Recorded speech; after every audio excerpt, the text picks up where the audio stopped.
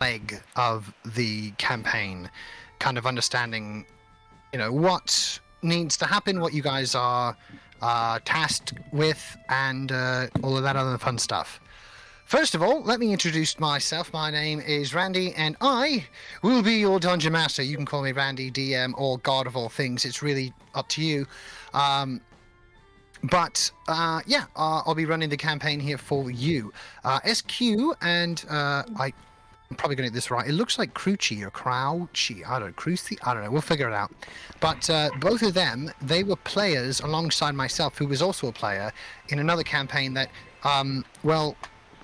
failed miserably. Let's just say that. It was awful. It was not the greatest. It was a young DM, so I ended up sort of taking up the mantle. I have been a DM for going on the better part of 20 years. Yes, I am older than 21. So I've been doing this for quite some time. And as you can see already, with all these lovely little graphics and the background noises, I really put way too much time into this than I probably should. So I'm hoping that it's going to be a lovely sort of interactive, very fun, engaging campaign. Some of you may notice as you're moving around the lovely stadium here that I have for you, that your ability to see becomes hindered by certain things in your way. You won't be able to see if something is in your way, kind of thing. This is the lovely dynamic lighting brought to you by Roll20, which I am now, I've just recently bumped up my thing once more to that, so we now have lots of music, lots of graphics, and of course some just damn good dynamic lighting. I mean, it's just brilliant. Like this whole time, I bet you didn't even know, SQ, that this guy was hanging inside of the jail cell. Oh my god! My blue guy! My blue demon! He was there the whole time. Oh shit! But you couldn't see him, so you didn't know he was there, right? Which is brilliant. That's the whole point. Right. So first, we'll just go through sort of a little bit of a sort of introduction to everyone in their characters. This should bring us to hopefully about 20 after, or whatever time it is for you, 10 minutes from now. And that should give us, Krushi or whatever Shadow Hat's name is. That'll give him some time to sort of catch in. This way we're not sort of starting too late for him to interact with his character. Because let me tell you, the beginning is bloody well fun. All right, so let's just pop around here. I guess we'll just kind of do it in a bit of alphabetical order, I suppose, just make it easier. Let us start off with a person who is here. Let me A-Z this. Bam. I guess it's Legis or Legis? How are we saying this? It will be Legis. Legis. All right, Legis. Yeah. Tell us about your character. He is quite fairly tall, about 5'10", slender, warforged, with a kind of dull gunmetal grey exterior, glowing yellow eyes, and obviously no hair or anything. He's got a sort of long coat which has sort of got a hood up as well, and if you've been around him for any period of time, he will have cast magic, and you would have seen a spectral hourglass kind of appear floating behind his head. And as soon as the spell is cast, it flips over and then stays there for the duration of the spell, and your faintly ticking sounds can be heard. Nice. Dig it. That sounds really cool. Nice, warforged. That sounds really cool. With the yellow eyes. Yeah. And then on top of that, this is basically a time travel campaign. And your lovely little time thing above that. Oh, it was when I heard that was brilliant. I kind of, when you made the TARDIS and the TARDIS and Back to the Future references, I thought there might be a bit of wibbly wobbly timey wimey shit going on. So I thought I'd play into that a little bit. this is a time travel campaign, so the likelihood that other time travelers may pop up are really, really likely. All right, well, thank you so much there, Legis, and we'll head on over to Reginald North. Tell us a little bit Yes, about you. Reginald North. Reginald North is he's a fallen noble, a spoiled child at birth, flaunting his parents' wealth as well as his own status to goof around and court women, the occasional damsel in distress, as he would call it. And eventually, he wooed the wrong daughter of, well, I don't know the world or the kingdoms or the royalty, so I sort of put insert general of this nation. But yeah, he was a high noble, and then he was pissed off the wrong sheriff in general, and then he was put into indentured military service, which was then extended to 4 years after extended tomfoolery and lollygagging, and was given 10 lashes on the back. After leaving military service, his status was ruined. His parents viewed him as lesser, and he could have settled, have a quiet life, maybe buy a cheese factory, but he wasn't fine with that. He wasn't ready to go quietly into the night and have a family and marry a commoner of all people. So he took the last of his wealth, loaded it up on a chariot, and heard of this weird time guy and figured that he'll regain his glory by taking him down. He lost all of his adventuring gear, magical or otherwise, after being robbed by a bunch of petty bandits. Well then. Are his parents still alive? Now armed with nothing more than the clothes on his back and a purse of gold pieces, he is now facing the greatest threat a noble could face: poverty. Prince turned pauper. I do enjoy that. That sounds really fun. I can see a lot of sort of prissy scenarios happening, right?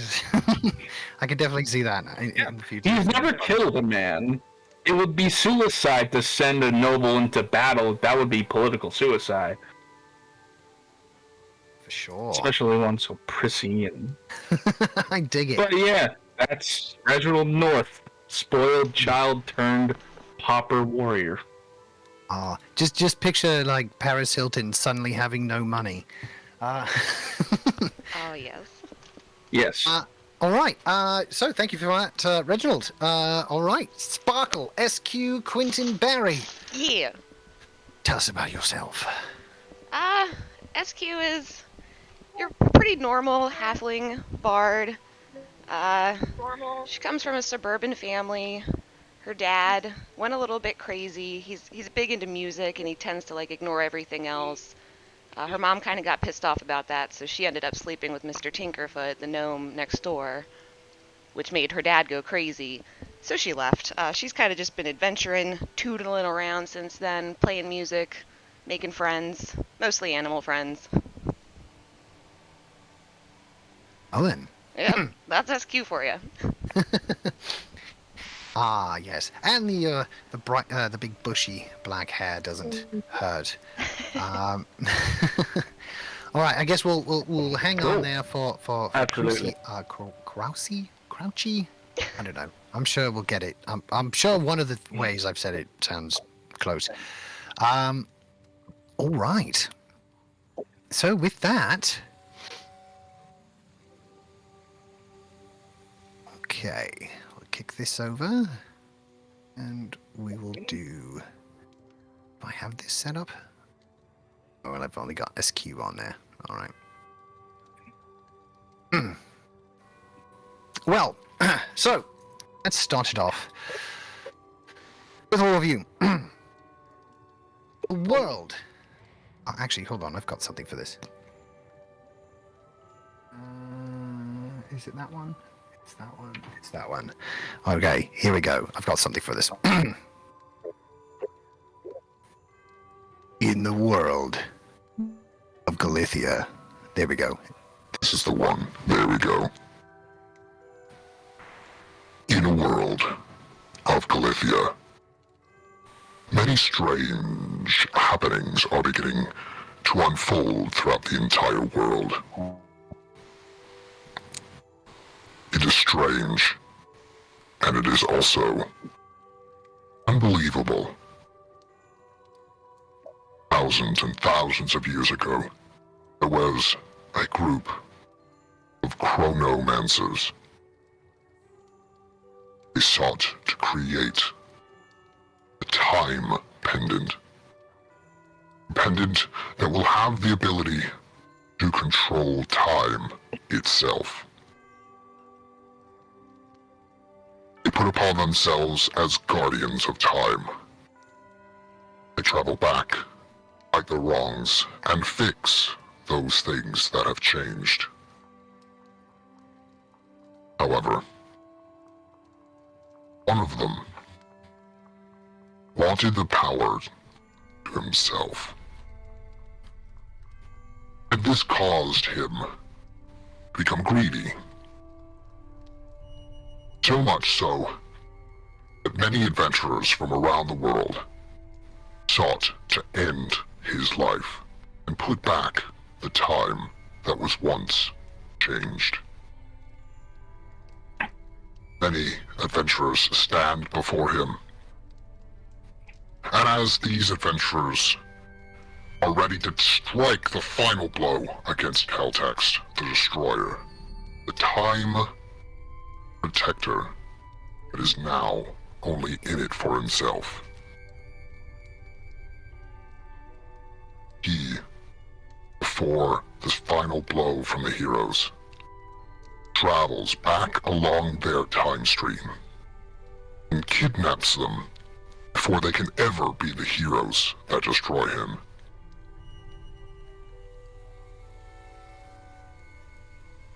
It is here that you all are in your own part of the world, in your own time. It is here. An innocent day out in the forest suddenly be the day changes everything.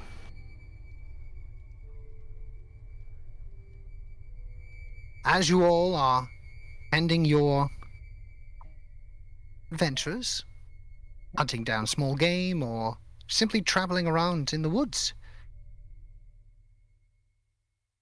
each individual, each of you, are suddenly confronted by a man in a black cloak. Around him is this blue, glowing arcane energy. He reaches out, quick as lightning, and grabs each one of your shoulders. For each of you, you are all alone in your own time, in your own place, and yet confronted by this man, black cloak. As he reaches out and grabs your arm, you suddenly see the blue arcane energy that surrounds him suddenly begin to surround you. Feels strange, like you're being pulled, but not the physical sense. It just feels like your very soul is being pushed. All of you find yourselves in the dark. Legis, even you, having very strange occurrence here. You're not used to not being able to see in the dark, and yet here, nothing but blackness. Ooh, that's not good. As you all shuffle and move around, try and get your bearings in this dark environment, each one of you sort of, every now and then, kind of bump into each other. unsure of exactly what these other 3 people are doing in here or who they are. But you definitely know that they are there. What you guys like to do? The next time SQ bumps into somebody, she's going to, like, wrap her arms around them. Okay. No. The first thing I'm going to do, I would normally do this in the morning, and I can do it once a day as a innate ability, is make sure my mage armor is up. Very well. Yeah, you can definitely, you would have, if you, that's something you would have done in the morning, you would have had it up. Yeah. All right. Okay, great. Legis, as you're moving around trying to get your bearings, you suddenly feel this thing grapple around your leg. Hello? Is that a person?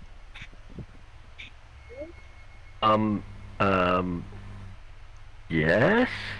Oh, thank God. Sorry. Could you tell me who you are, please? Oh, hi, yeah, SQ. Who are you? I don't know what part of your body I'm touching. My lower right extremity. Hi. Hello? Hi. Who is that? I have my sword drawn and I'm prodding into the dark. Kind of like, is someone there? Oh my God, there's another one. Yeah.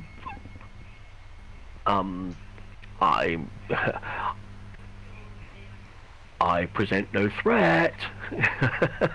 Let's all just please be friends. I'm not quite next to you, so I'm kind of slowly inching towards you with the tip of my sword pointing into the dark. Until I eventually kind of touch you. I'm slowly moving backwards, just in case. I'm still Do holding I on to have the leg. a small person still attached to my leg? Yes. Okay. SQ, have you let go? Nope, I'm not letting go. No. So Okay. yes, you do have a small person attached to your legs. Okay. Well, very awkwardly, but without. I really don't want to appear rude, so I don't know quite what to do, but I'm a little bit worried about this other person, so I'm kind of slowly backing away. You know how somebody who's got like a really stiff, straight leg walks? Sure, Right, yeah. that's how I'm kind of chunk, A bit of a backwards. silly walk. Gotcha. Mm-hmm. And Cleese would be proud. All right. Yeah. So you do so. Yeah, you're shifting back. It is at this point that the darkness suddenly becomes overridden by this incredible bright white light.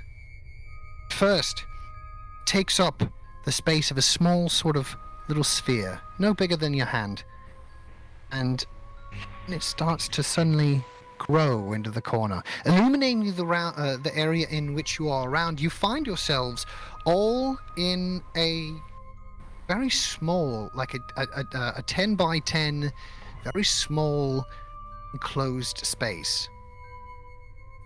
You see arcane sort of symbols all around the walls themselves. The white light begins to grow. Starts to take on more of a humanoid presence. Whilst this white light is illuminating the area, can I have a quick look at some of this arcane stuff on the wall and see if I can read it? You may. Let's see here. We'll say. Arcana roll? Give me just a. Yeah. Give me an Arcana roll. Oh, okay. 19.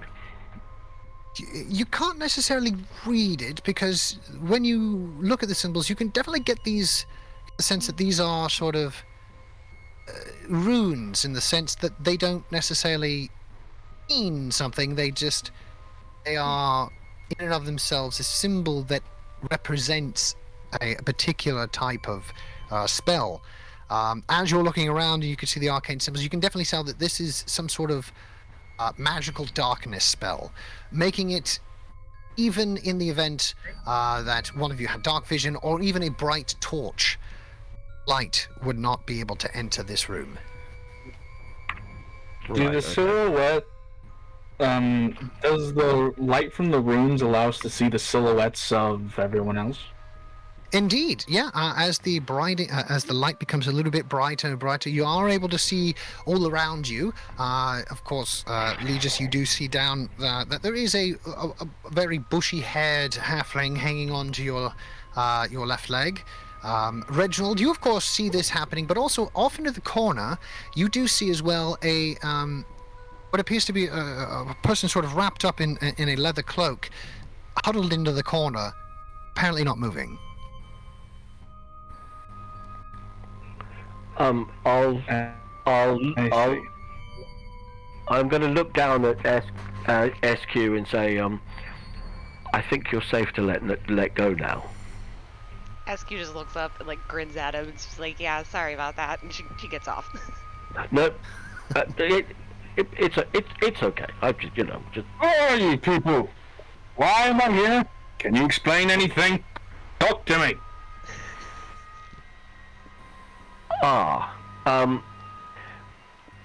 Man in black robes. It all went a bit wibbly wobbly. Found myself here. It seems to be a fairly good précis of what happened. Yeah, I was just. So you were taken away by the black cloaked brigand as well. Yeah. I'm gonna be sort of pacing back and forward, but I'm making very sure not to step on the cracks on the paving. Gotcha. Yes, the sort of solid slab stone floor. There aren't too many cracks in it, but there are a few. And as you are walking, pacing sort of back and forth, you are both highly careful not to step on them, and also noting their locations. But as you guys are doing this, reference. yes. As you guys are doing this, the white light now taking on more of a humanoid visage. It is now, you can kind of see it's now taking on more of a human sort of quality. You get the face and the features are starting to almost bleed through this bright light. And then light being almost complete in the shape fades down. Darkness once again occurs inside of this small room. A moment later, from the hand of this humanoid is a bright white ball of light. Starts zipping around the room and almost just kind of scraping and bumping up against the runes along the wall, deactivating them in some sense. As you do this, you can see that you guys are try and hit it. Okay. Give me a, we'll say, it's like acrobatics. Acrobatics? Very well. You're gonna try and jump and grab it there. Yeah. With 11. Okay, you jump. It's an 11. Yes, as you jump, it just skims past your hand. But as you do, your fingertips actually kind of enter in the small ball, small sphere, and it just feels incredibly warm. Just not like a hot volcano, but more like a pleasant summer breeze. It just feels incredibly wholesome and pure. As all of the as you guys are able now to look around the room in this illumination, you see that where you are is four hewn stone walls, and a slab of stone on the bottom and a slab of stone on the top. What appears to be an area in which you are not able to escape, or perhaps in which you are meant to be here and die. However, Are there? the, Sorry, quick go ahead. question. Yes. Are there any apertures or gaps between the stone blocks? Obviously, not big enough for us to get through, but to peer out to see if we can see anything behind these walls or above them. It is completely solid all the way round. Now, no cracks. There's no Okey-doke. indication that there is an exterior room beyond this room that you are in. As you all do this, Start screaming for help if there's anyone out there. you see the white light creature that stood before you, now holding on to the white sphere in their hands. You kind of now can see more of what they are. It seems to be a rather old gentleman in white robes, and kind of looks of you all and he says, "Oh, there's no need for all of this. I will help you. Keep calm. Follow me. I will explain everything. I would, however, suggest you bring your friend along. I mean, not your friend yet. Time travel. Yes, do make sure he comes along. It's very important." Time travel? Ah, yes. This is the last I time that I will... certainly got. We Go ahead. got to answer for old man. Yeah, okay, we can go and grab the. Did you say your name was Reginald?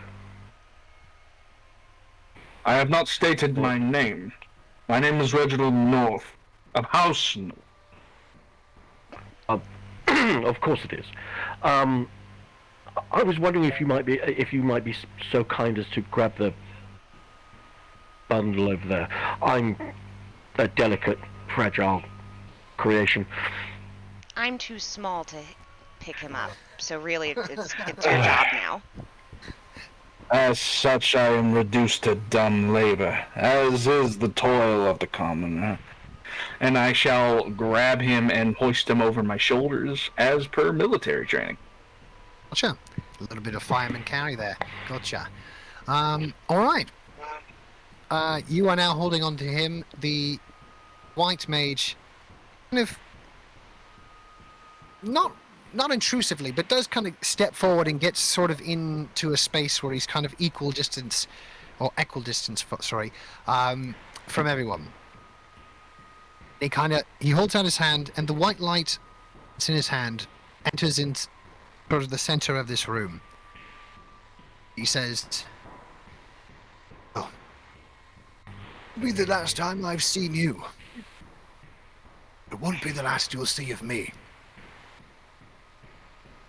Just, be gentle, all right?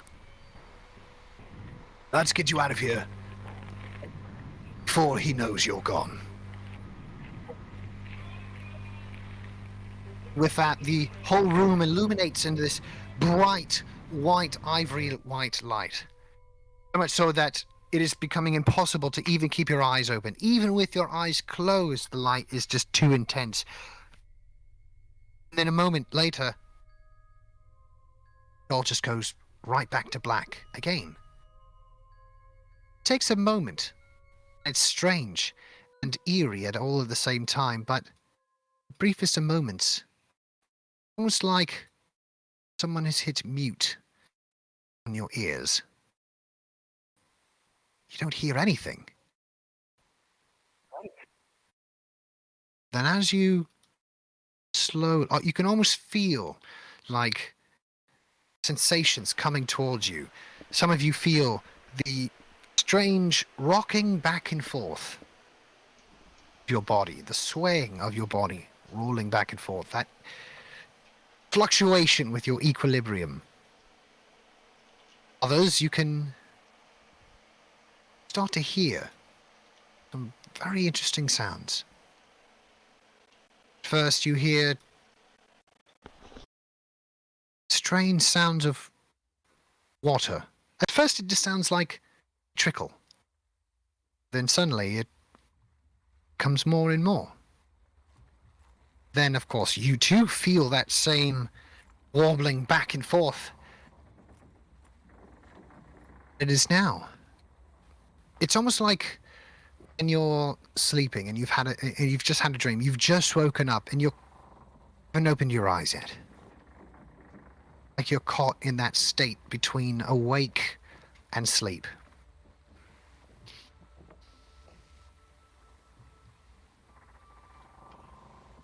It is here.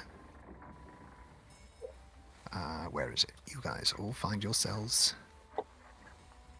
there. Let me kick you over here. There you go. It is here now that you all suddenly sort of wake up.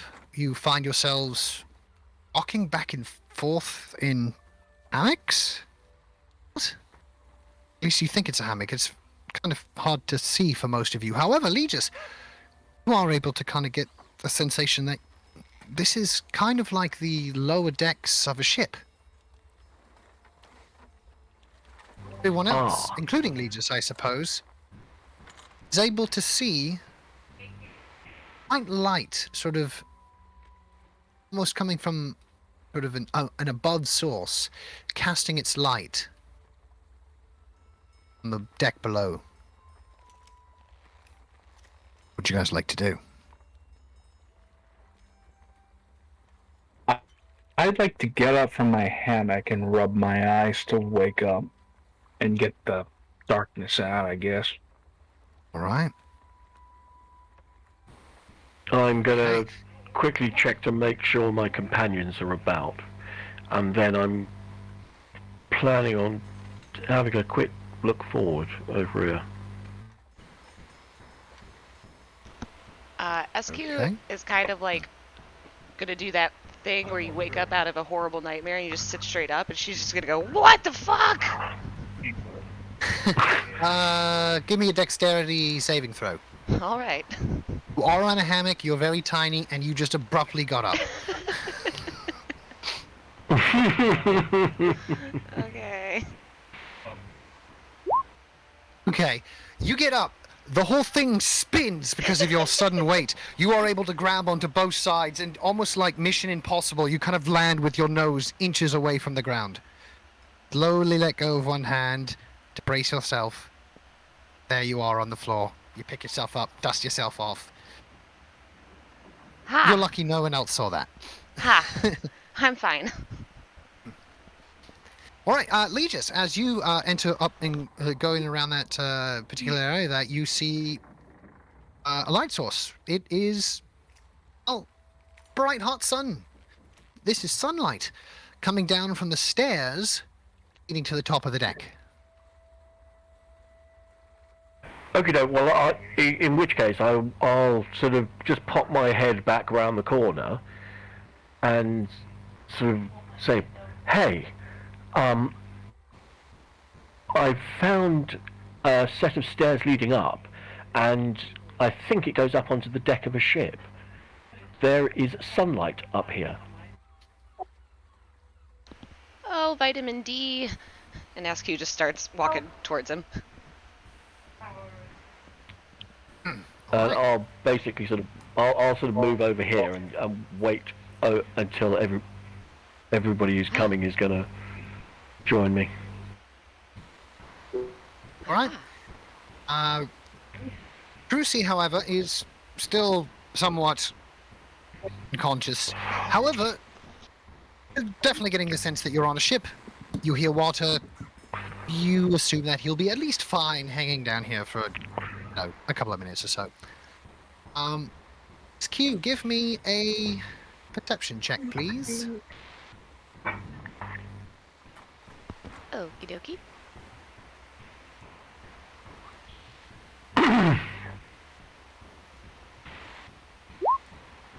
Okay, with an 11.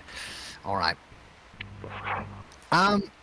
The sound of the creaking ship and the water is just too much. There's a lot of new sounds suddenly flooding your earwaves. Your earwaves? Yeah, that's it. Oh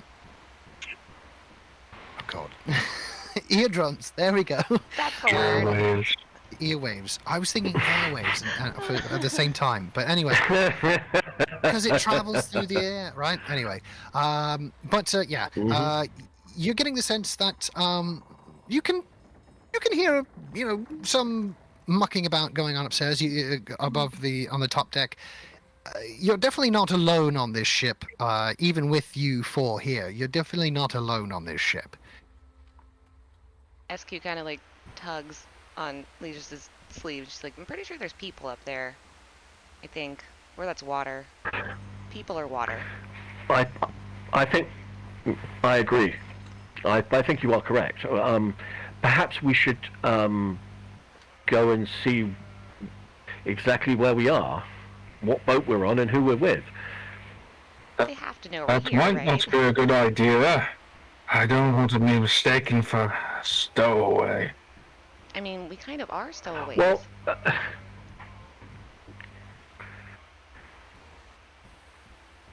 I mean, as far as I can tell, we're going to have to face them at some point or another. We can't hide down here forever.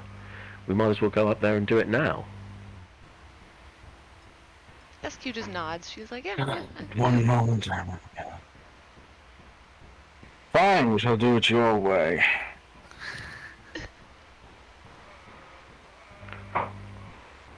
Well, we have a bard. Perhaps if we let the bard do the talking, Oh, yeah, they I'll go might be say able hi. to negotiate the sort of social dynamics a little better than perhaps you or I, my dear boy.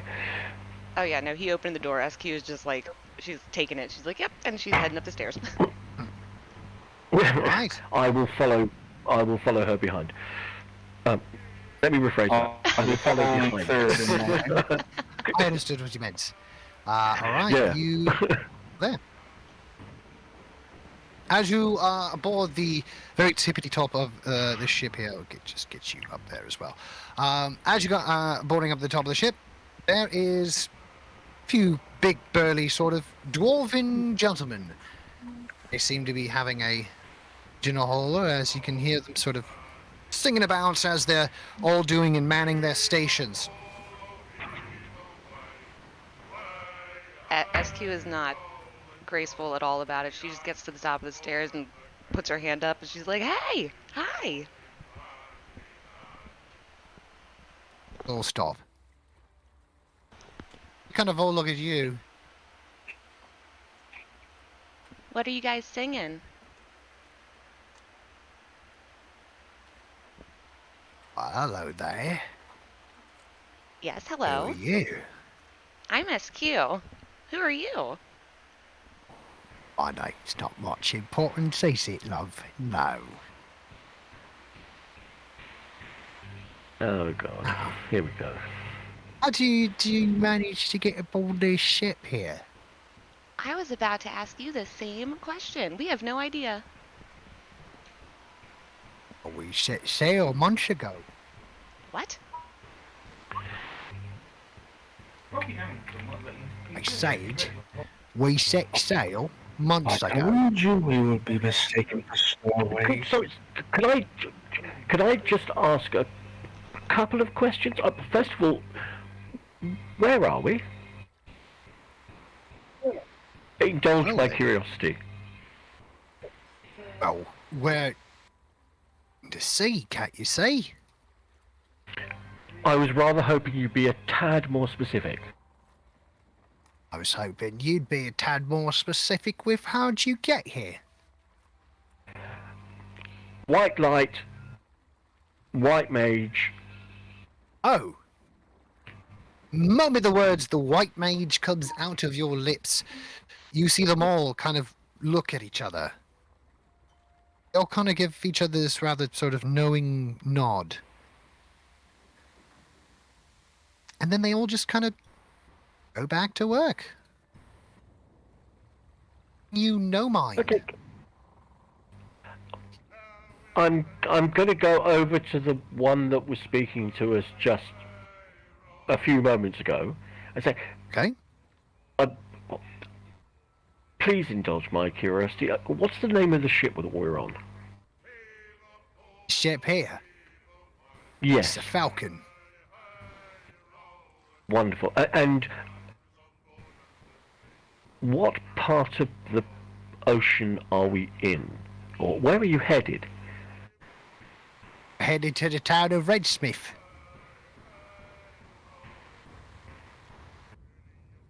Okay. And do I... player rather than character. Do I recognise that name? Let's see here. As a Warforged, and I said you would probably be there, so you are familiar with it. But it is more the northern portion of the continent that you would have been sort of. No, I said Brem, didn't I? Yeah, Brem. Yeah, you so did. yeah, you are aware of it. You are aware of it, as it Okay. is one of the more sort of coastal cities. But it is sort of the next continent over from where you would have been originating from. Okay, in my head, could I get a sense of the distance between the two, Brem and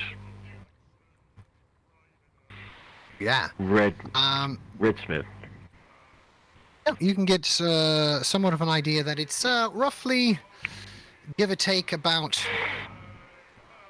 9 to 9.5 miles. Wow.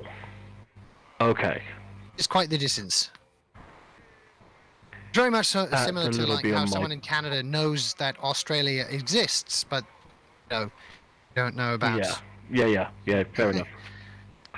Perth Okay, or fair. any of that, right? Right. Okay. Right.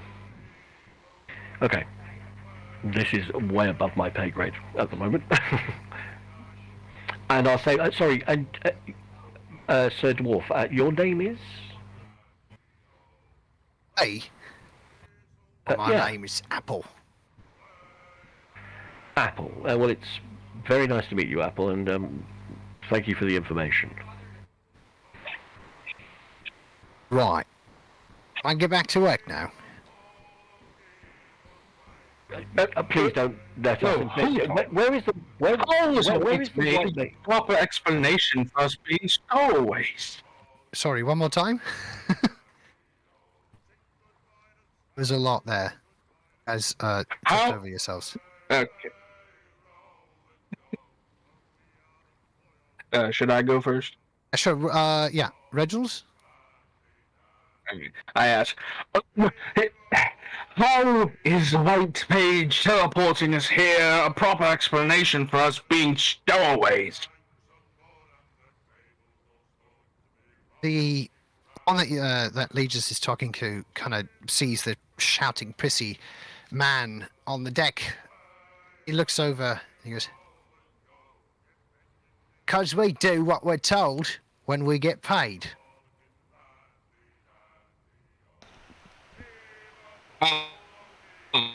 So he hired you.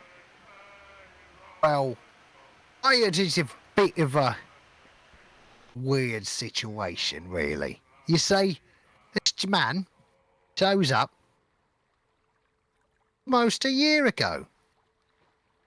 Got a big bag of coin. He says, when you're sailing from here to there, one day, a few people will arrive. They say my name. When they do, don't ask questions, just take him to Redsmith.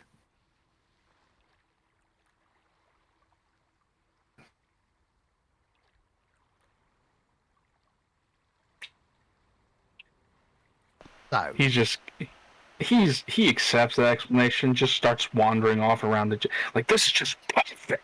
Not only do I get robbed of my possessions, but and he just goes on a stealth ran as he walks around the top of the boat. nice. When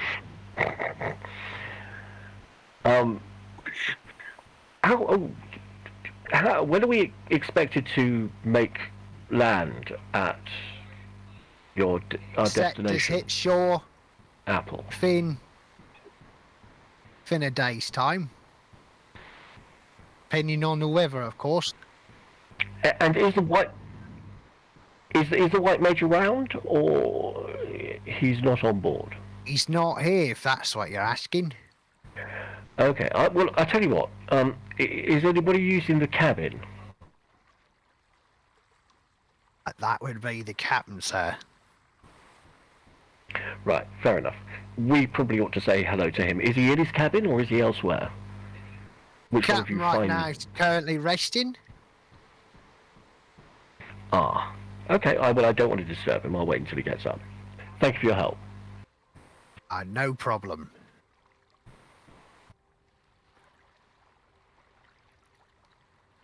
And as they all sort of get back to their sort of purpose on the ship, looking around, it is completely open waters. Skew. Roll another perception check, please. All right.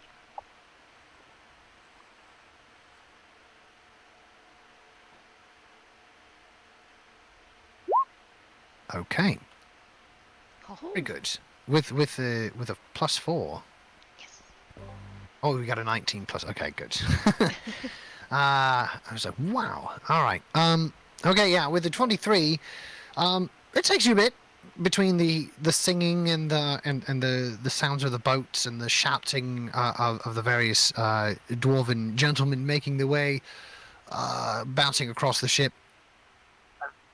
At this moment, you hear, coming from a considerable distance from behind you.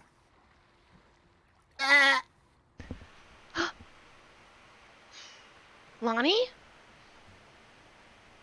Hey, Apple, is there a goat here? I don't know. Might be rats too. Oh my god, where do you keep the animals? If you were to have a goat on board, where would he be?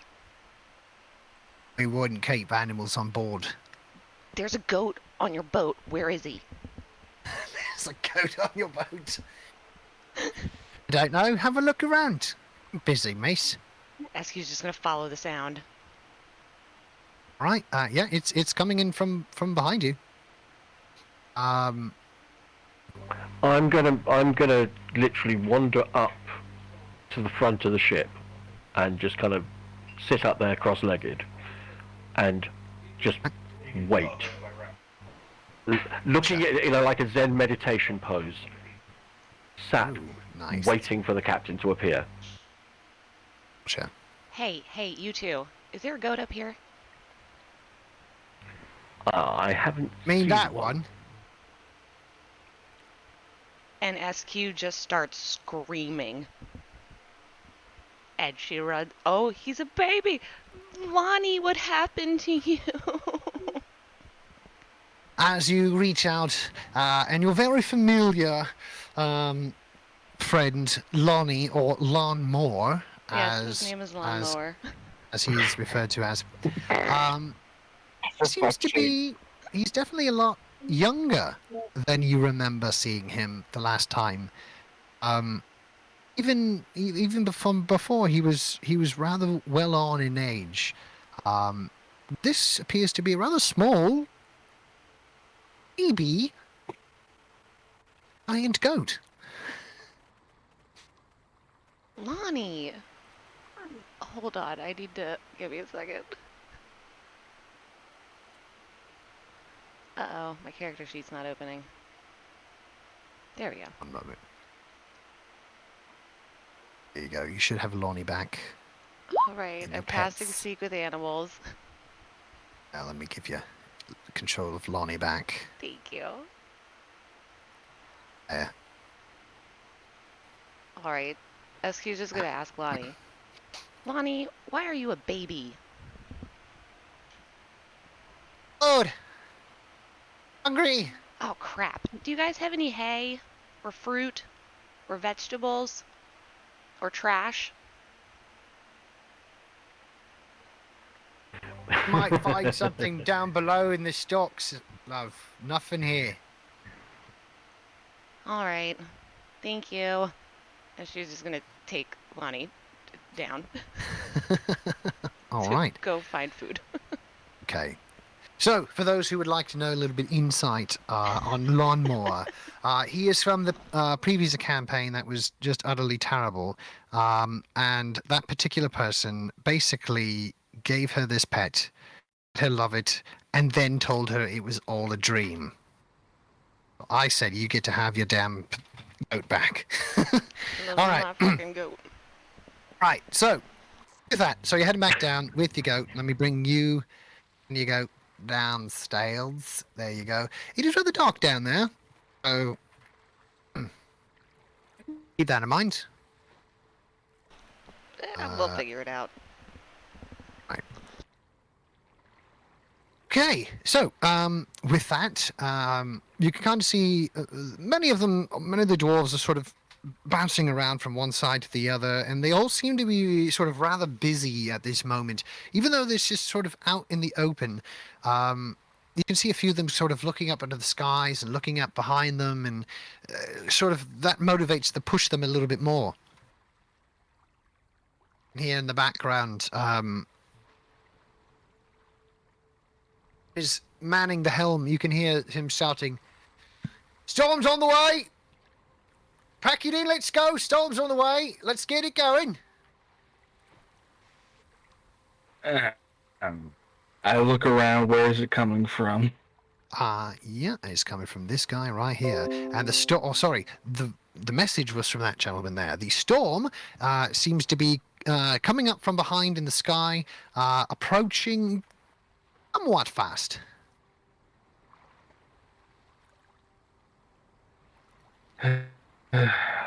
I adjust my cloak and put the hood over my head to adjust for rainfall. All right. All right. So, Legis, you're out there doing your lovely meditation pose.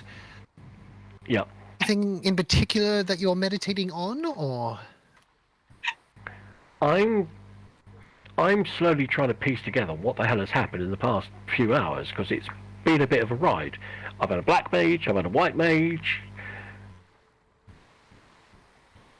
They've ported me about places that I have no idea where the hell I am. I'm just taking a moment to try and get things ordered in my head. Some sort of ground level. Yeah, gotcha. All right. Indeed. And okay, so over to SQ, hanging down in the bottom of there. So, what would you like to do? You search around for some food. Yes. Looking for some Nice. food for my goat. So it is rather dark in the area in which you are. The only light coming in is from the stairs, or the sort of area in which these stairs are coming up. It is very difficult to find your way around here. In front of you, you do see a couple of tables and some shelving that seems to have just like wooden plates, wooden bowls, things like that. Pencils, cups, things of that nature. But there doesn't appear to be any food on those shelves in the area that you are in. She's gonna grab like a small plate and hand it to Lonnie and be like, "Here, chew on this. We're gonna go find food." Ah. I know, He's trying. it's not great. He's trying to like. He's trying to make the noise with the plate in his mouth at the same time. She just kind of nods, like, "Yeah, it's fine. It's fine." She's gonna go back up. All right, back up. We get you and Lonnie back up here. Boom. Sorry, Lonnie. Let's get down here. All right. So as you guys are making away, the boat itself is shifting and being and flowing with the water and the wind. The storm coming up, it seems like it's quite off in the distance. You'll probably be good for the next 6 to 8 hours or so. But after that, that's when you can definitely tell that something is definitely brewing in the skies. As you all are talking amongst yourselves or meditating or looking for food and having your goat chew on a plate, is surreal and serene all at the same time. It is just strange and wonderful how there is nothing, no land around you, yet there's this incredible calm feeling despite everything happening. It's strange that you all just feel this sort of calm presence. It's like almost like when you have a bellyache and someone's just plopped their hand, that warm hand right there, right on the belly, just it alleviates the symptoms, kind of. Not so much taking away the thing, but overall it is a very calming experience from where you are. If you, an hour or so later, as you guys are all sort of just soaking in the nuance, sky makes his way up from below is a grumpy-looking dwarven fellow. Bushy blonde hair and beard to match. Stingingly grey eyes, just very strong and piercing. Makes his way up and notes both of you, all of you rather, and continues to make his way, reaches down, it's the goat as he continues to make his way towards the helm. SQ likes him already. Could I discern that that's the captain? He is definitely wearing a much more colourful wardrobe than most of the other crew that you see here. And he also has the really cool full pointy hat, which is essential. You need that to be captain. Of course. I'm a man of the sea, gentleman of the sea. Surely he will understand my plight. I go walking towards him. Oh God. Sure. At first he pays you no mind, keeping his eyes straight across the ship, looking on outward.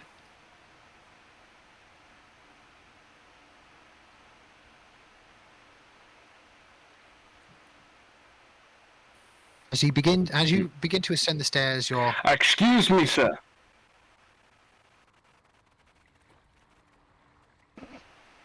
This gentleman here gets closer. Yes. No, I meant your captain. Apologies. Did you say my name? I'm sorry. No, I did not. Okay. Can I help you with something? His name is Sir. No. You are not the sir, obviously. He is the sir. He is the captain. I wish to talk to him. Right, he's the captain, but I'm sir. Your name is sir. Yes, sir. I see. Apologies for the confusion. Very, very sorry. And I begin to kind of walk around him to kind of like sidestep him.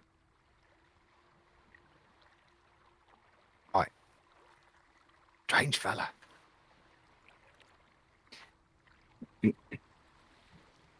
No, damn it. Like waiting in line at Burger King. God damn it.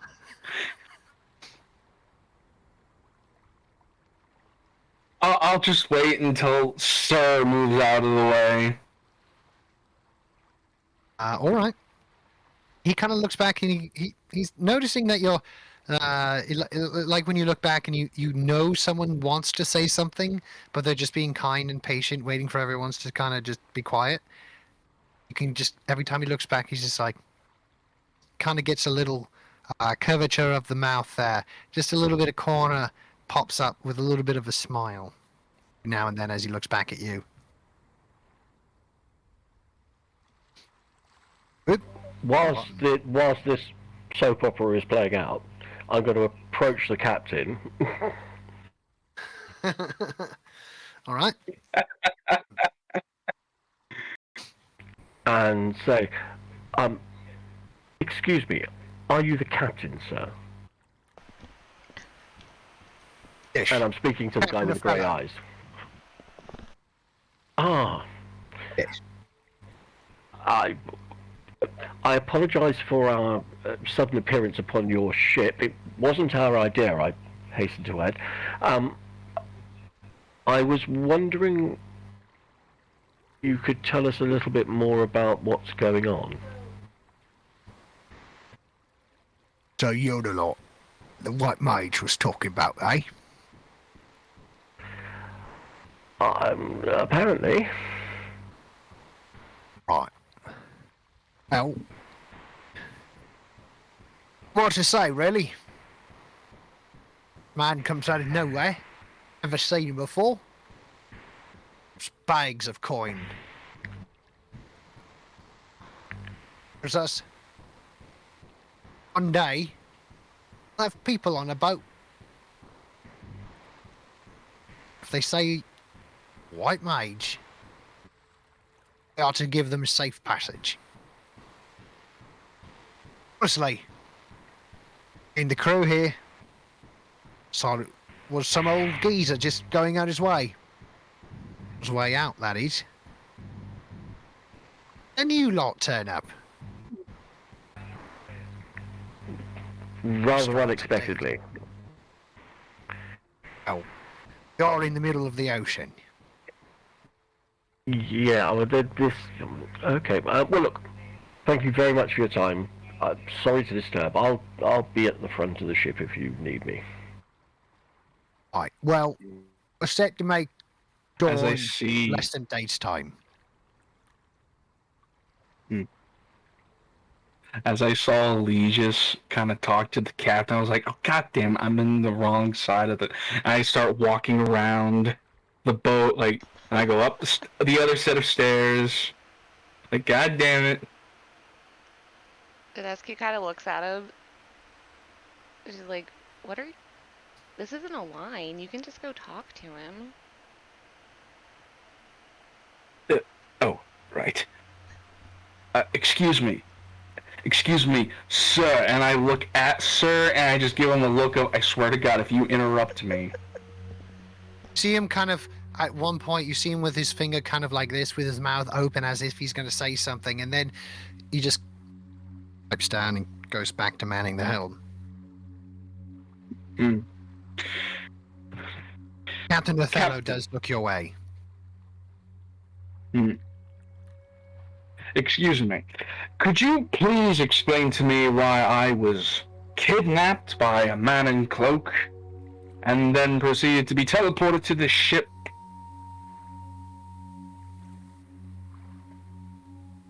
Look, obviously you're not used to accommodations like this, are you?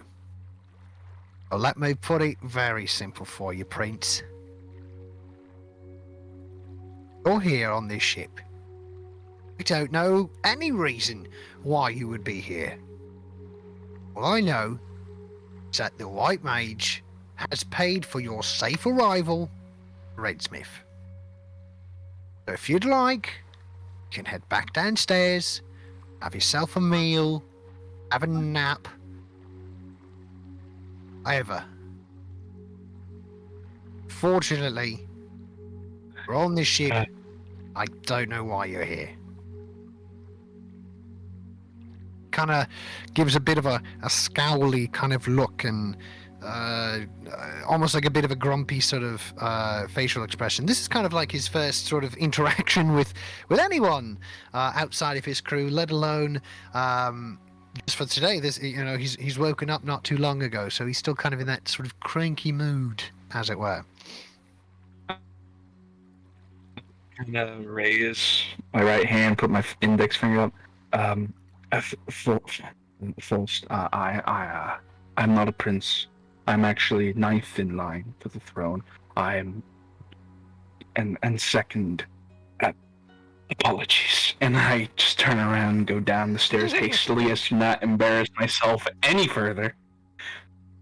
Nice. I like that second in apologies. That was brilliant. That was good. All right. What time are we here? We'll go to after. Okay. What we'll do at this moment here, we'll take a little bit of a break. If you guys need to go to the washroom or head outside or whatever, and we'll return in, we'll say 10 minutes. This will allow everybody to go out and all that, and hopefully we'll have Ouchie, Crunchy, Crotchy. We'll have him here. Alright, hopefully. Oh. Alright, I'm gonna get myself a Crutchy. drink of water. All right. See you No all problem. at 10 So, minutes. 10 time. 10 Yep. minutes. 10 minutes, Randy. Right, see All you right, in no 10. problem, mate.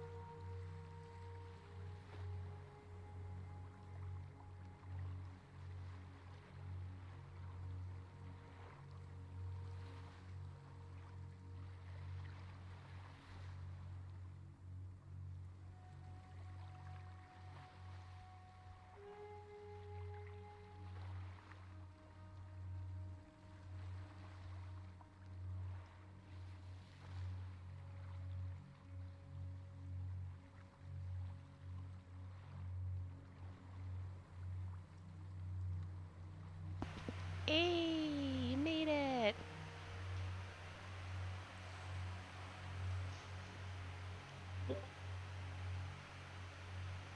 There he is.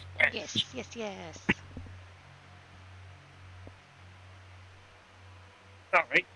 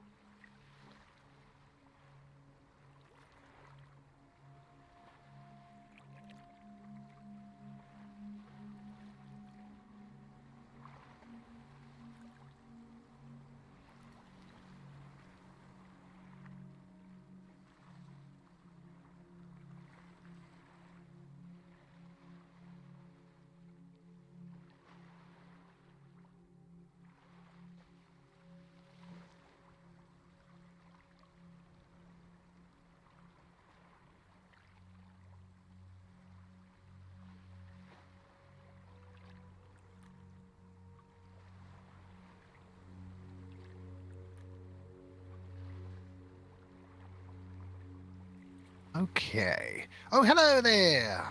Shadow Hat, you're here with us. Hello there. Yes, he's here. Yes, we were just taking a bit of a break there. They should all be returning here in a couple of minutes. All right. All right. So far you are. There we go. So your experience thus far in this world has been, you were minding your own business in your own time, your own place, and suddenly a man with a black cloak comes to you, covered in sort of blue arcane energy, touches your shoulder. Blue arcane energy surrounds you as well, but you find yourself, well, actually your character was knocked out in a small stone room. A bright white light shines, and a man wearing white robes appears to you all, and flash of white light. You all appear here in hammocks. You, of course, see the bright light right over there. Natural sunlight beaming down, as it were.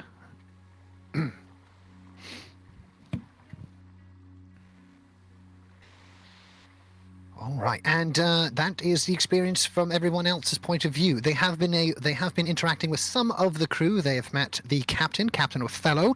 They have met a crewman named Apple and another one named Sir. And SQ got Lonnie back. Oh, good for her. Yeah, because I'm not a dick.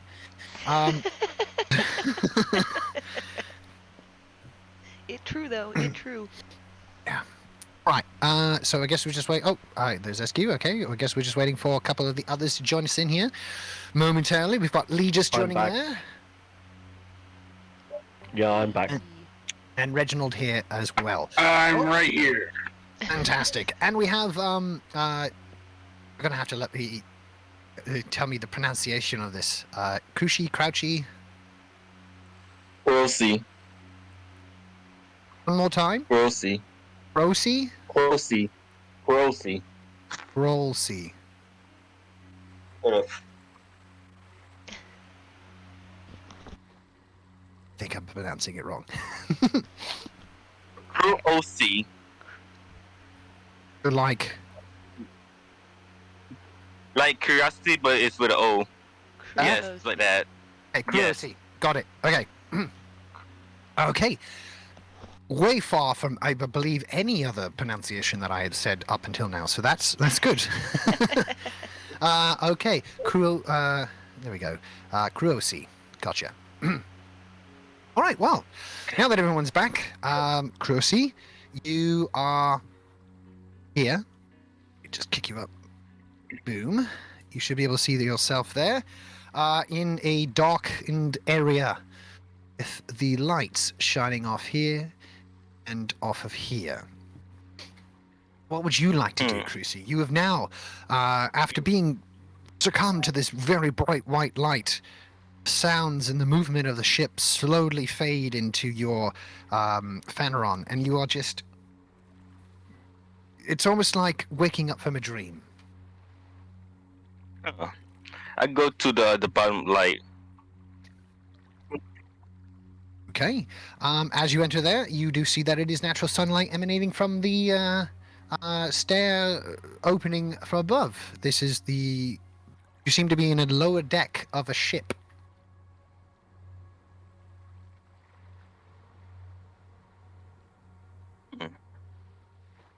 This seems interesting.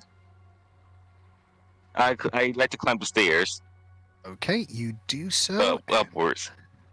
Gotcha. And you have moved down here. SQ and Reginald and, of course, Legis, you all see, for those who are paying attention, you all see Kurosi making his way up. He's now sort of tucking his the leather wrappings this that is were around interesting. him.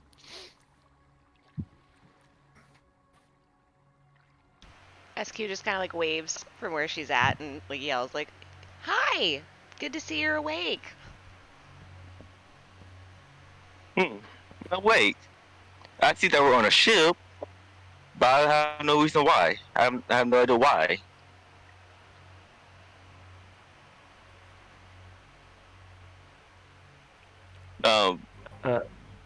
Yeah, I'd like to talk to this to this dwarf.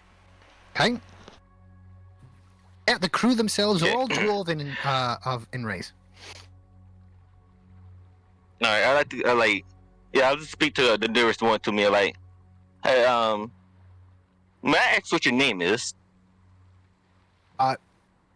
My name's Apple. Apple. Say, do you know the name of is this your ship, right? No, it's Captain's over there. This is his ship. All right. Information is put down in my journal. Say, and are these other people, others, the human and the halfling, with you?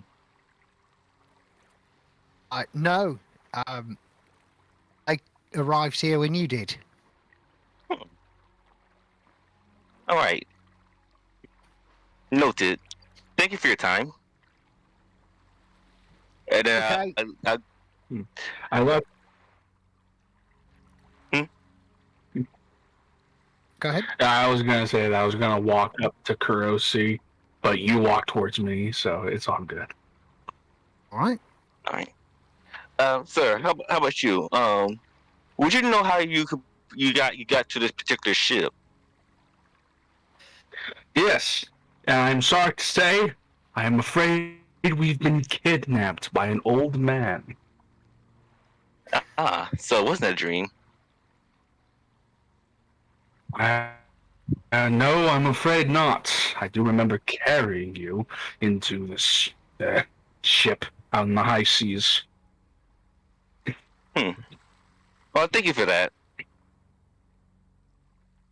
Say, do you know Don't what? ask the captain any questions. He's quite grumpy. Hmm. Pointed at the steering wheel. That still have to be the captain. The one in finer clothing than the rest of these sailors, yes. Hmm. All right. Duly noted. I go up to the halfling girl Oh, and if you and asks her, have you also been sort of kidnapped? I mean, I feel like kidnapped is a pretty harsh term. I was grabbed. Hmm. I didn't resist, though. Is it really kidnapping? Hmm. Did she want to go? It's an adventure. And I got my Yeah, I goat thought. back. Ah, pets the goat. His name is Lonnie. What's your name? Lonnie. My name's Kirill. Hi, I'm SQ. And she, like, puts her hand out. Hmm. Well, nice to meet you. She still has her hand out. Yes, I shake. I shake it.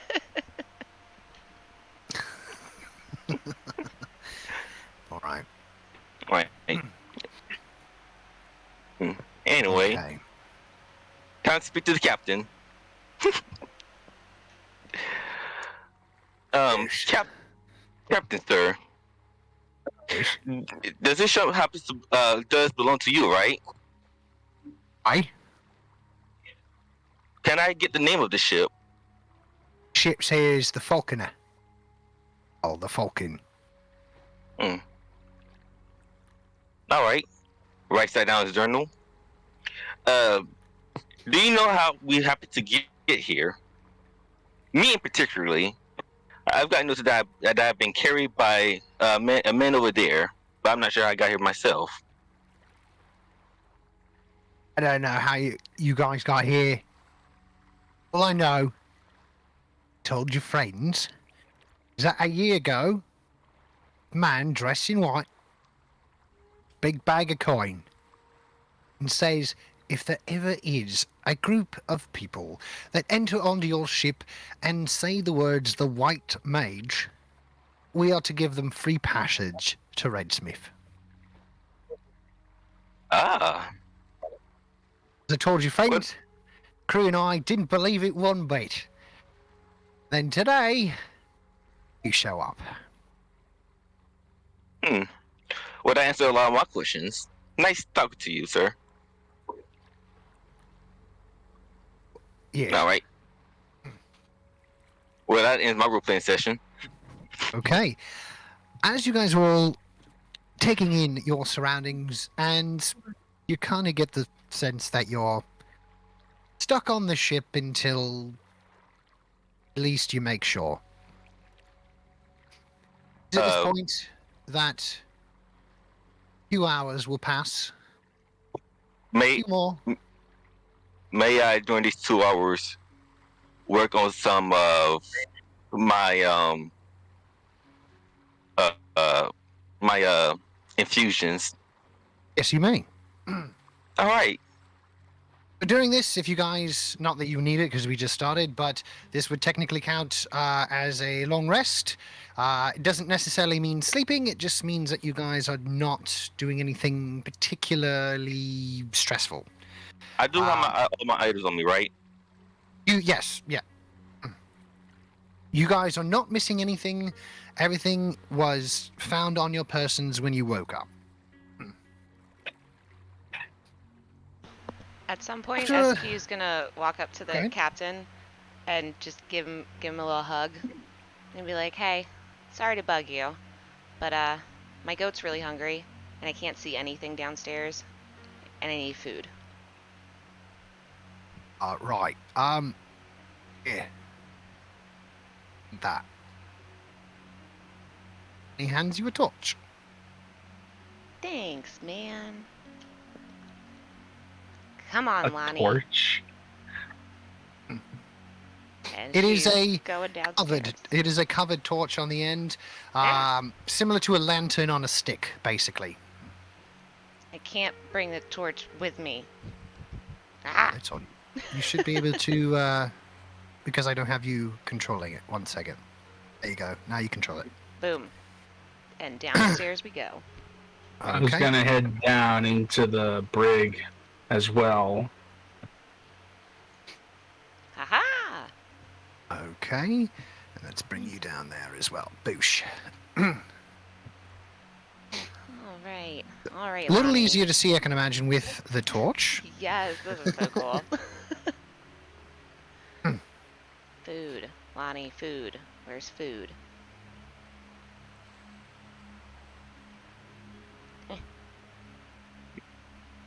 As you ascend those stairs, SQ, you do notice that there are 2 doors right at the back of the ship. Aha! I'm gonna go through this one. Okay. You're inside. Oh boy. This is a room filled with chains and manacles. This appears to be the jail, the prison, hold unwanted visitors on the ship. SQ immediately walks back out. Okay. Wrong door, Lonnie. Hold on. And we're gonna try this one. All right, you enter in, and this seems a little bit more like what you're looking for. There's dry storage off to your left. There's a door immediately in front of you, and off to the side, there is various storages of liquids like ale and water and mead and wine and all that fun stuff. SQ's gonna grab like a small bottle of whatever alcohol is smallest, and she's gonna Okay. keep walking through the door. All right. Yeah, get yourself a very, very, very, very small bottle of some dwarven whiskey. She's sipping as she goes. All right, as you enter into the back there, this is just filled with barrels. Some of them labeled, some of them not. But you can kind of get the sense that this is probably the storage.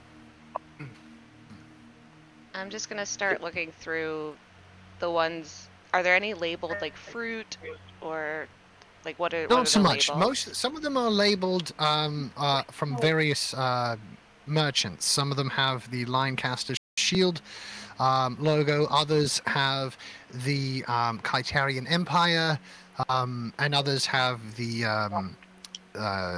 oh god, what's it called now? Oh, my name is came up with these bloody names. What is it? Blood something. Oh no, sorry, Bladeheart Empire. Okay. Okay, so at that point, I'm just gonna start, like, whatever lids open, I'm just gonna start opening them and looking for food for Lonnie. Yeah, it takes you a few barrels to crack open. Some of them are condensed, very densely packed with sugars and things like that. But and tea, but most of them, some of them often do have sort of root vegetables, have carrots and beets and things of that nature. I'm just gonna start stuffing my pockets with carrots and beets and potatoes. All right, I'll say you get about 10 of those each before it starts to become a little bit too much for you to sort of juggle and All maneuver right. around. I'll make my There way you go. back out. Okay, let me just get you out. Ooh, you're in the dark. There we go. Yeah, the only thing is that you can't pass through lines. So if I make a line that sets up a room, you can't pass through it unless I make you. So Aha! makes it real cool. So are we heading out of this door as well? Yes. Okay, let me get you out of that. Okay, there you are. You're free to move around. All right. Easy enough for you to grab some food for Lonnie. Lonnie is very happy, snacking. At first, pretty much gobbles the whole carrot at first. And then the next one, he kind of nibbles and really enjoys the food.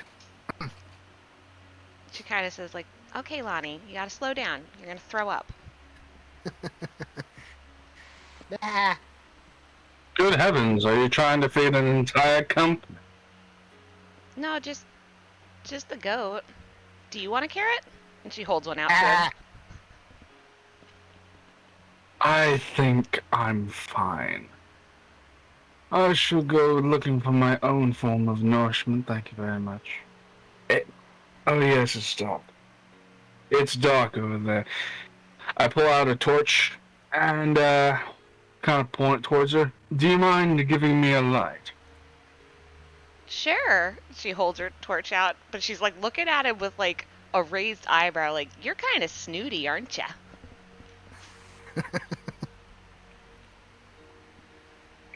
You actually say that? Yes.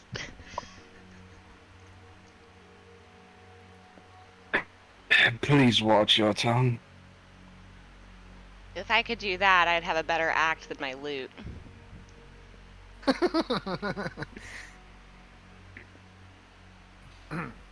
And she's just gonna keep All feeding right. Lonnie. Whatever. Okay. All right. Oh, Mr. Reginald, where are you headed off to? Just gonna search for some proper drink. Okay. Are we searching this door here? Yes. Okay. As you enter in, it is a room filled with chains and manacles.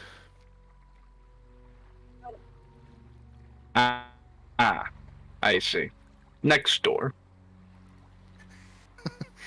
All right, let me get you down there. Put you inside. Inside is, of course, seems more of the storage area, with, of course, dry goods off to your off to your left, off to your right. Various liquids such as ales, wines, and like. Door straight ahead of you as well.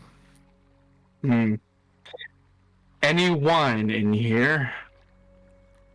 There are a few barrels in here and small sort of casks labeled wine.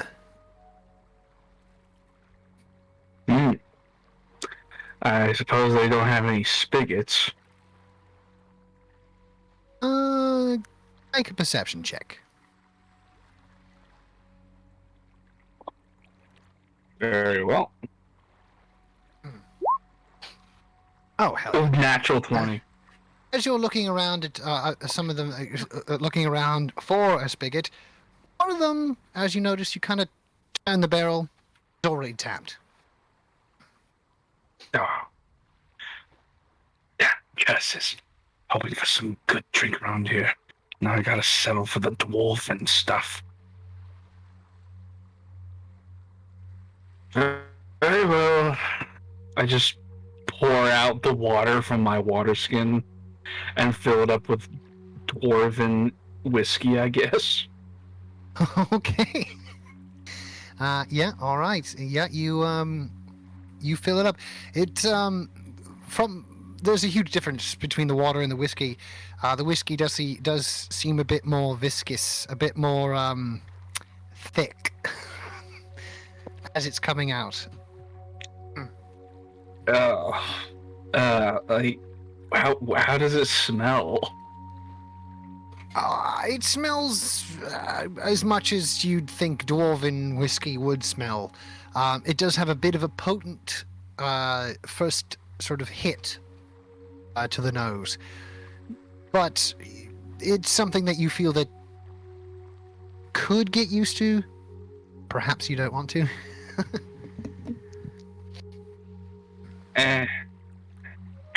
If I enjoy it, then I shall enjoy the taste of it for several weeks, as its contents shall stain the inside of my water skin. If I hate it, then I'll have to throw away the water skin. The catch-22.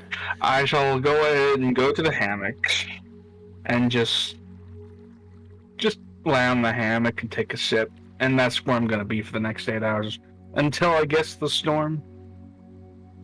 Okay. Gotcha. I will just push that over there for you. All right.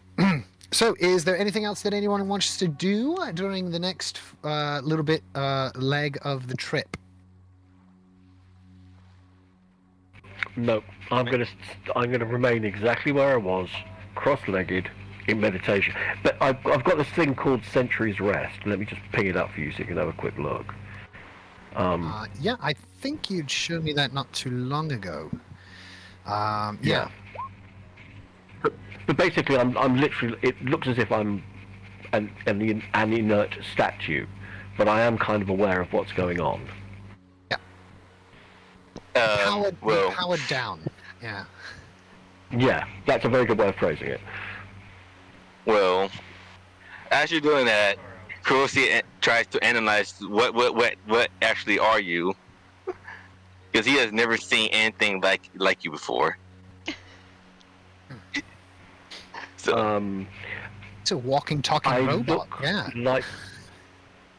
Yeah, I'm a sort of dark gunmetal grey, dull coloured, quite slender, quite tall, warforged. am I able to take you apart? No, you're not.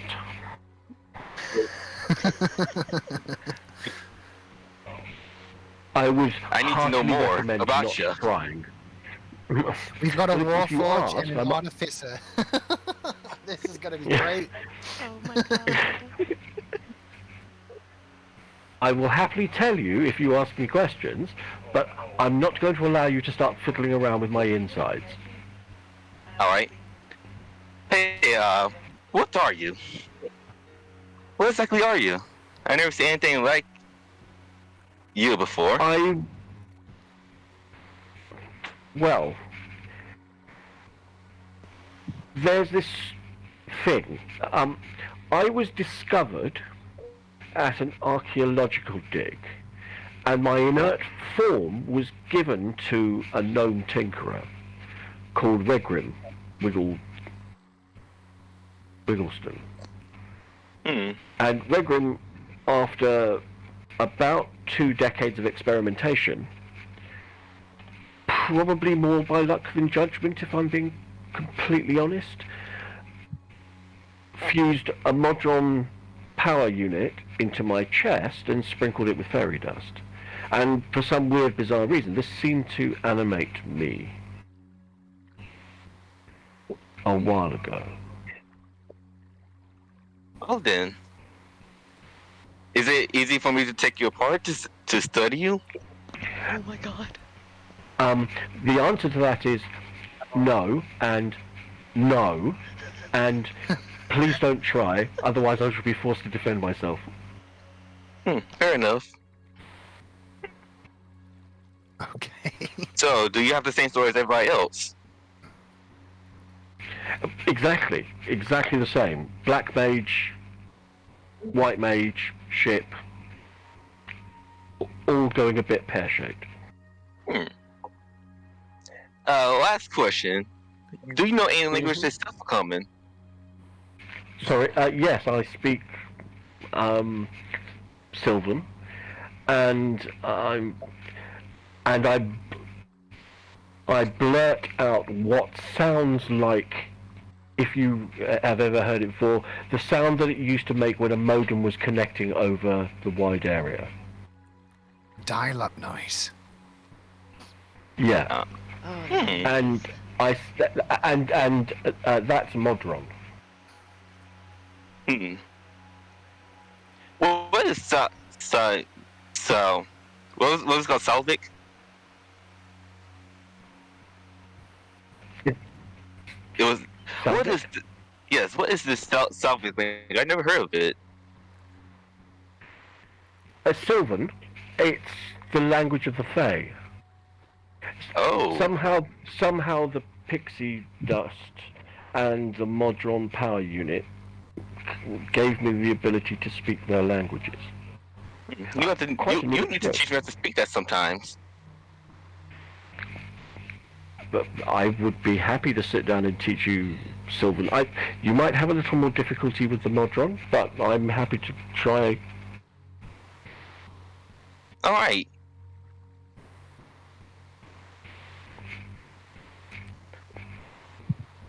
But then let's do it. Okay, right now. Yeah, okay. Please stop looking at me as if I'm something that you want to take apart. I'm not Can't a piece help of it. meat.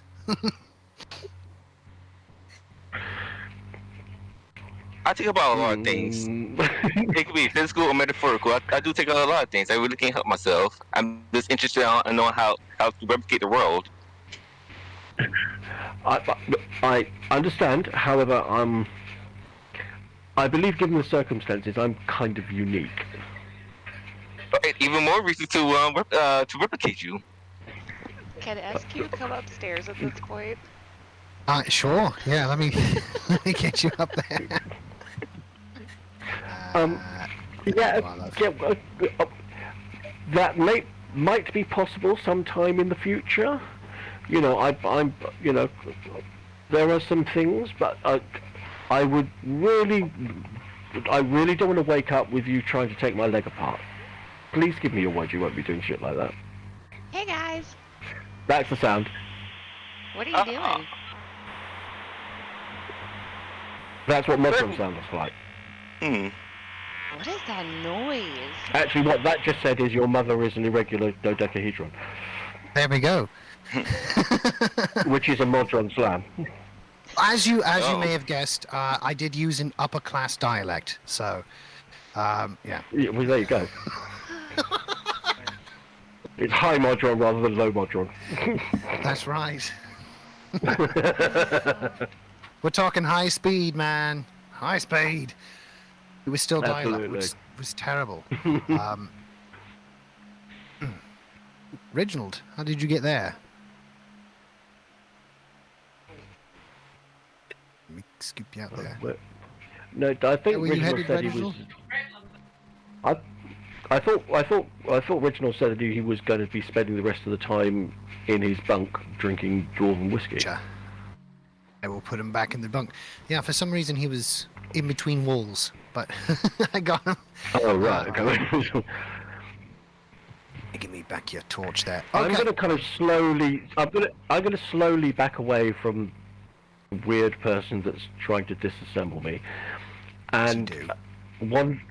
as you do, and I'm going to wander down to SQ and sort of gently sort of take her to one side and say, look, I don't know this guy, but I'm a little bit concerned that he wants to disassemble me. Could you just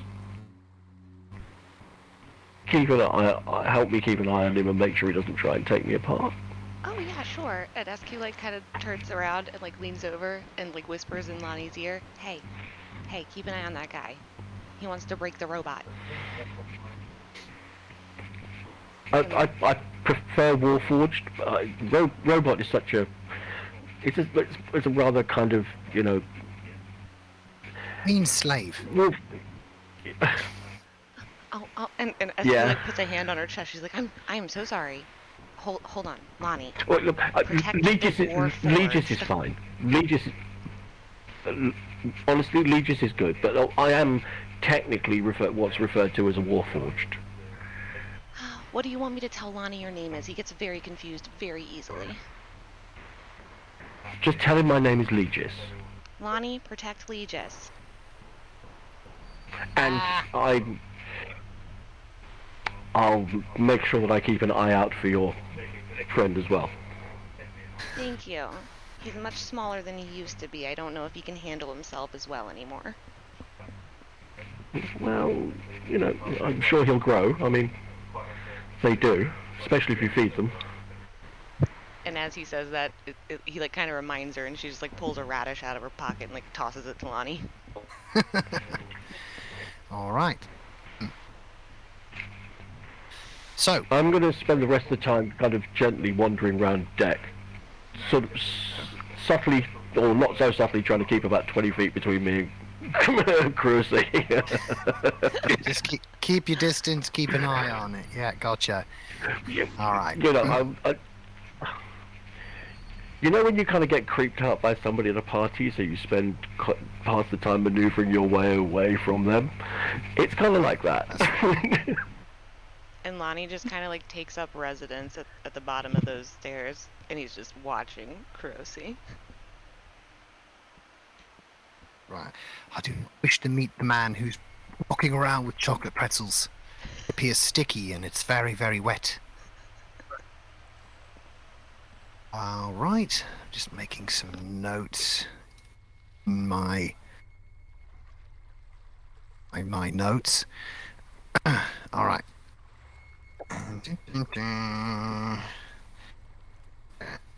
Ooh, too much.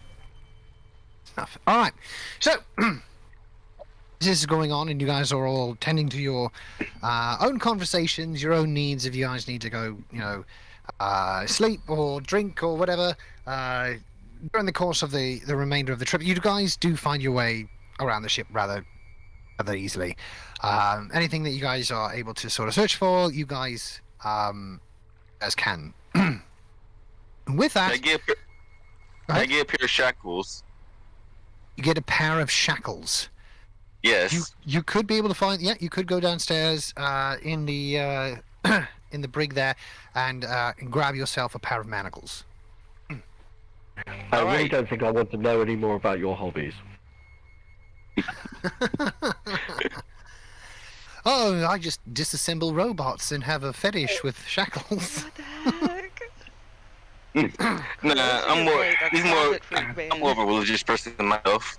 I think I've seen that episode of Rick and Morty. Oh, Grandpa, like maybe we can, just for fun. Yeah, for fun. Okay, Morty.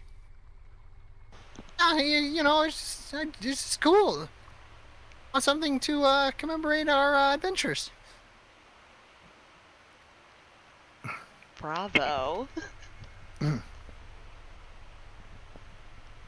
Right. Much for the broken defraculator.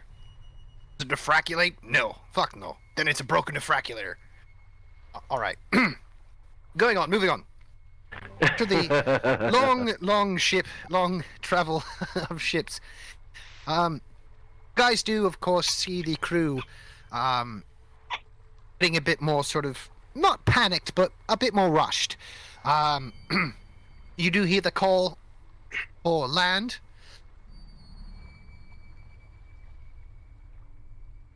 Of me. You guys do hear the call for land, and everyone's kind of getting into their own sort of positions. You guys see approaching rather steadily the outer coast of the northern part of the Cortanian continent. You are slowly approaching the port or Redsmith. Look at you. Nice to see this big old lovely map.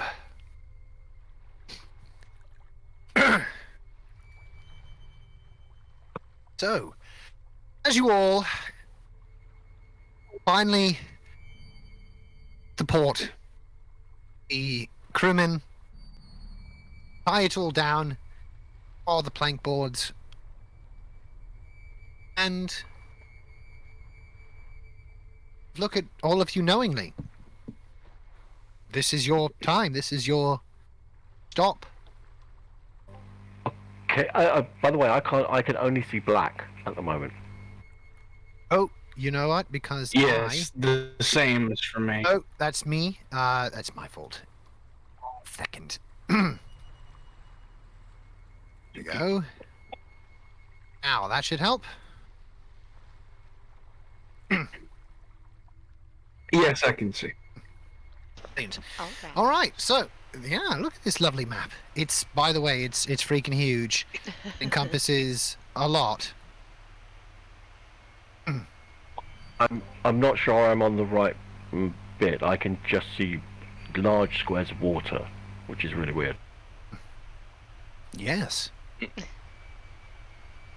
Should be. Yeah, let me see if I can get you right in there. There we go. Zoom in, I don't know, around 80 or 90. You should be able to see this ship here. See, what if I just add your characters? No, because you guys just have vision, so that's not going to work. Right, there we go. Is everyone able to see the map? Not anymore. I can Any still more? see it. It's just black and white now. Oh, I wait. can see the ship. I can wait. still see the Now view. I can see it.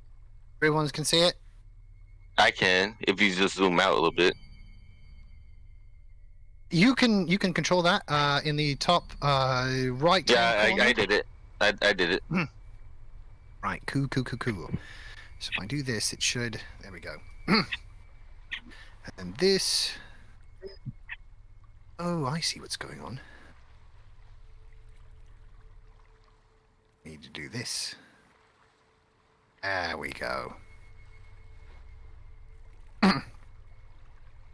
There, you guys should be able to see I- just that portion of the map. All right. Yeah. I'm gonna try and reload. If you zoom out a little, because this is an entire world, so it's a pretty darn huge map. But if you kind of zoom in 80-90%, and then I can force your screen to go here. As you all exit off the ship of Redsmith, notice around various flags and things of that nature holding this particular symbol. It's red crimson, really, and a golden color with cross swords in between. As you enter off, or exit off the ship and enter into Redsmith, you notice many of the people around are setting up something. They seem to be putting up streamers and decorations and things of that nature, all sort of matching the yellow, the gold and the crimson sort of coloring of the flag. And here we go. All right, and it's at this point that you all sort of, as you get down, you're handed off, each sort of handed off a flyer by this very young, sort of elven little boy. He goes, "Here you go."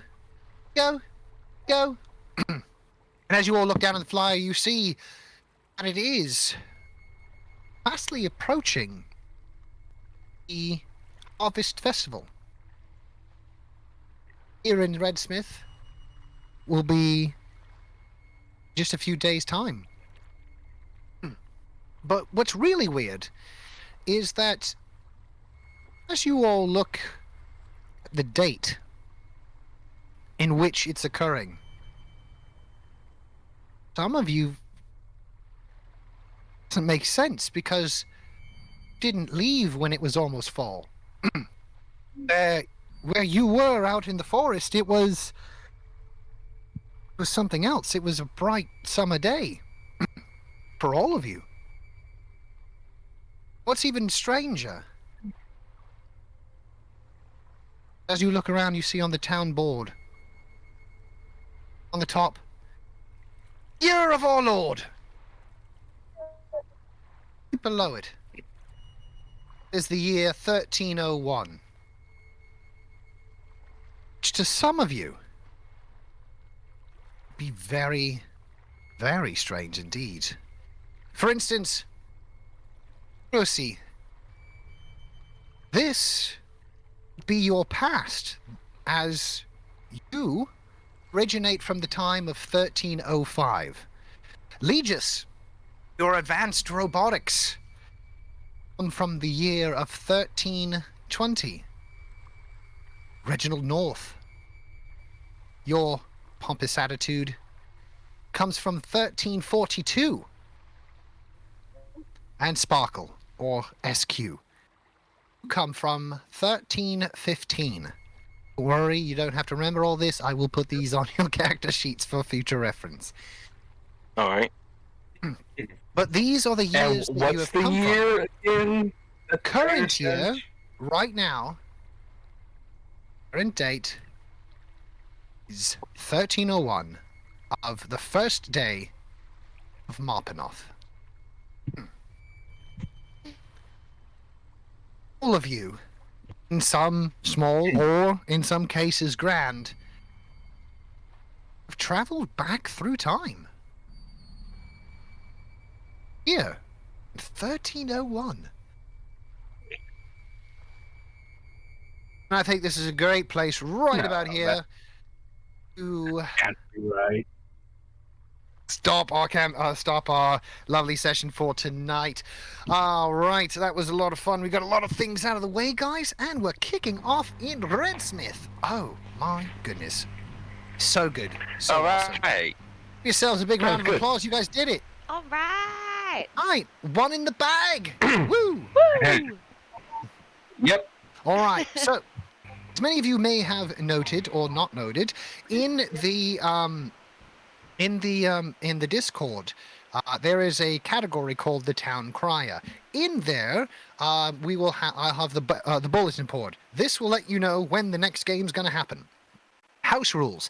If there's anything that that is specific to me, that this is the way that I run the game, this is how I'm going to put it. I put it in here in the house rules. It is also on Roll20.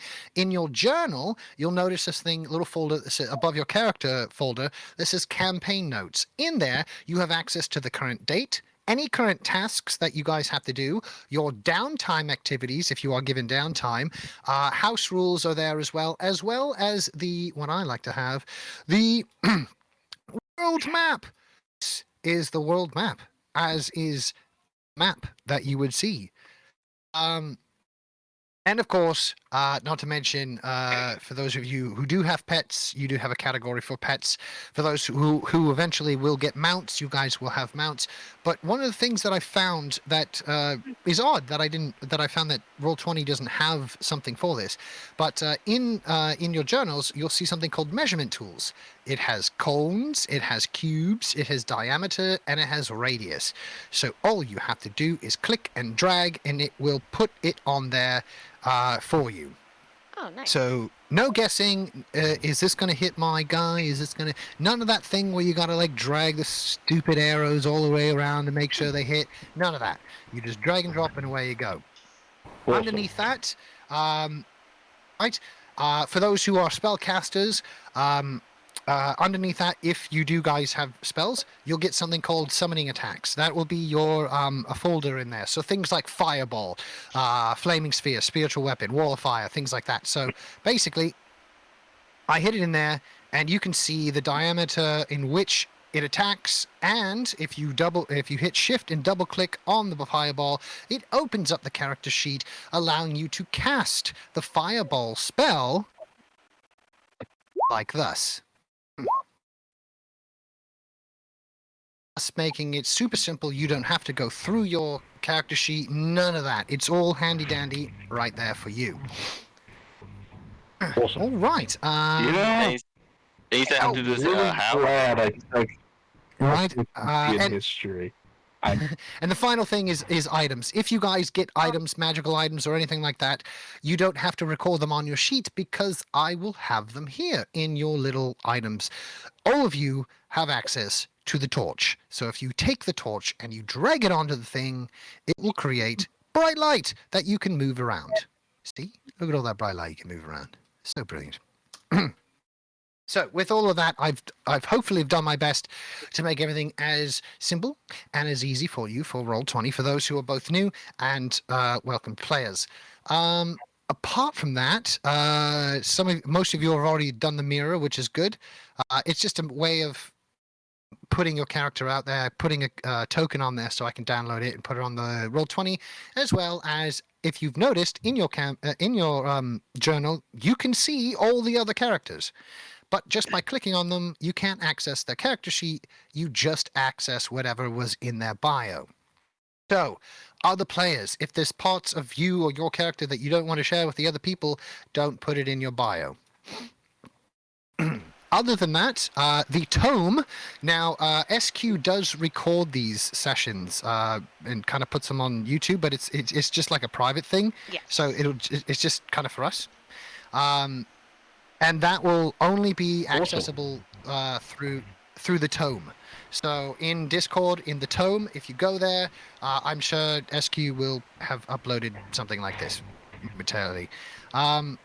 Further on, for those who've noticed in the bulletin board, this game is we have it designed as a twice a week, Tuesday to Thursday. This is why the sessions are only 2 hours. is that okay with everyone continuing playing on for Tuesdays and Thursdays? Oh yeah. If you're planning on If it's keeping only it to 2 hours if you're planning long, Sorry. Yeah, Yeah. no yeah, problem. Okay. And sorry, that was Legis. Yeah. Sorry, what were you saying? Yeah, so yeah, Sigh, if Legion. All I was going to say was if each of the sessions is going to be 2 hours long, then yeah, that kind of schedule is absolutely fine with me.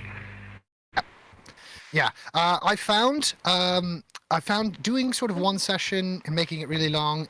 That's a commitment that not everyone can make, right? But 2 hours, I mean, you can get in, you can get out, and you can continue your day, right? So. Indeed. Hopefully, No, I'm all good with that. Brilliant. All right. With that being said, I will see you. I only have one problem with it.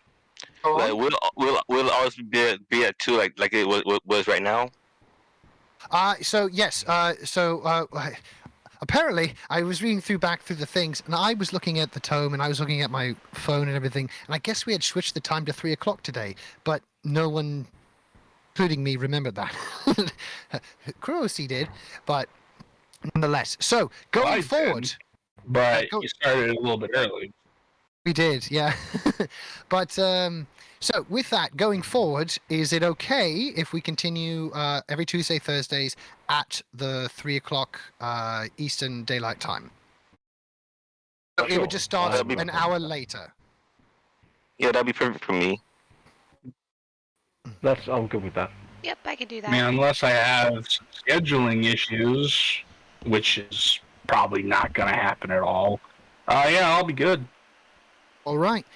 Very well. All right. Well, with that, guys, I'm really looking forward to seeing our first tome. It's going to be a lot of fun. Yes. SQ. So make sure you got the bloody sound working this time. Oh my god, I hope I did.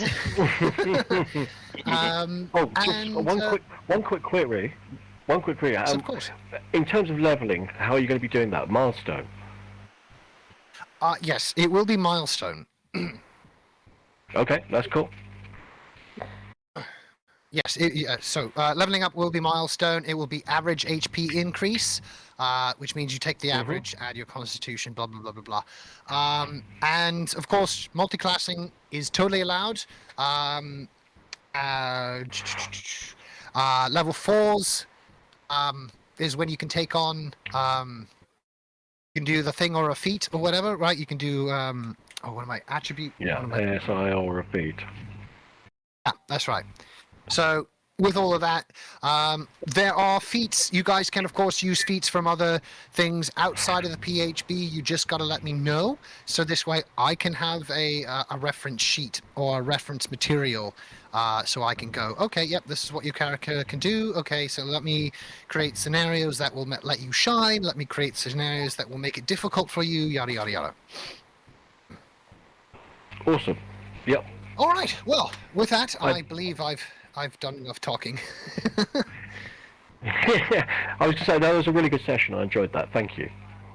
Well, thank you Yes, for thank you. being along with us. I hope you enjoy it, and I'm looking forward to all of you getting off on Redsmith. It'll be fun. Ah. Yeah. Right. Alrighty, I'm going to bounce. See you next session, and thank you very much. Have a good night, guys. Have a great- All right. Have a great rest of your night, guys. Cheers. Bye.